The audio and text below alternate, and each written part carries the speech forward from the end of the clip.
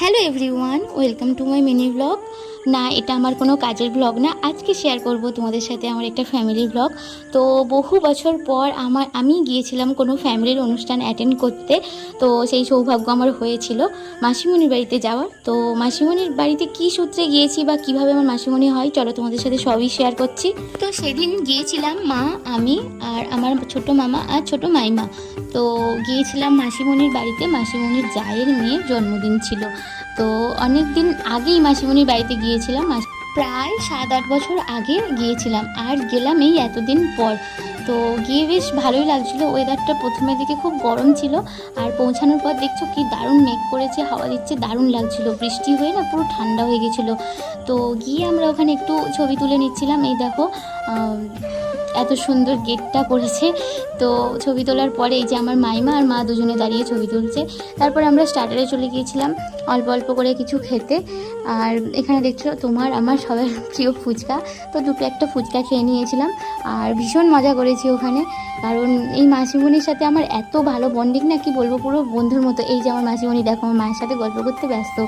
তো গল্প করছিলাম, কথা বলছিলাম, আর সব কিছু ভিডিও করা হয়নি, কারণ অনেক দিন পর কোনো আত্মীয়র বাড়িতে গেলে যা হয় আর কি। তো যার অনুষ্ঠানে যাওয়া, এই যে হচ্ছে সেই আমাদের মিঠাই রানী, এরই ছিল জন্মদিন। তো দেখো এখানে ওকে নিয়ে একটু ভিডিও করছিলাম। ও একটু ভয় পাচ্ছিল, কারণ আমাকেও প্রথম দেখছে। তো এই যে আমার মাসিমণির বড় মেয়েটা, তো খেতে বসে গিয়েছি, ওকে জন্মদিনের উইশ করে কেক কাটা হয়ে গিয়েছে সব। কেন বললাম আমি কোথাও যেতে পারি না বা ওদের বাড়িতে কি আমি এতটা খুশি কেন হয়েছি, কারণ সবারই তো কাজ থাকে, আর আমি জানো মেকআপ প্লাস পার্লারের কাজ করার পাশাপাশি টিউশনও পড়াই। তো আমার টিউশনগুলো বন্ধ হয়ে যাবে আমি যদি কোথাও যাই, আর বন্ধ হয়ে গেলে টিউশনের ক্ষেত্রে তো জানো আবারও পরে সেটাকে পড়িয়ে দিতে হয়। তো এই কারণে না আমি কোথাও যেতে পারি না, আর গেলেও মানে আমি থাকা তো দূরের কথা, আমি অ্যাটেন্ডই করতে পারি না। আর গেলে কাছাকাছি কোথাও হলে গেলাম, ঘুরলাম, চলে আসলাম, আমাকে এইভাবেই করতে হয়। তো আমি ওখানে যাওয়ার পর এই যে কাকু, মানে মাসির দেওর আর কি, তো ওনারা খুব খুশি হয়েছিল যে মাম এসেছে। তো আমার ডাক নাম মাম। তো এখানে দেখো পুচকুটার মানে বার্থডে সেলিব্রেশন হচ্ছে, কেক কাটা হচ্ছে, তো সেটা তোমাদের সাথে শেয়ার করলাম।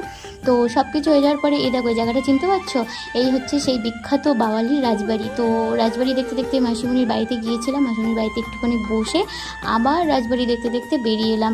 তো আমার এই ছোট্ট ফ্যামিলি ব্লগটা কেমন লাগলো তোমরা সবাই জানিও।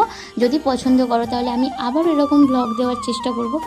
আর ওই একটা দিনে ফ্যামিলির কিছুজন মিলে গিয়েছিলাম না, তো আমার ভীষণ ভালো লেগেছে, আমি খুব মজা করেছি। আর যে পুচকুটার জন্মদিন হলো, তোমরা সবাই ওকে উইশ করো, ও যেন ভালোভাবে বড় হয়, মানুষ হয়, আর ভালো থাকে খুব। তো আমার আশীর্বাদ তোর সঙ্গে সবসময় রইল।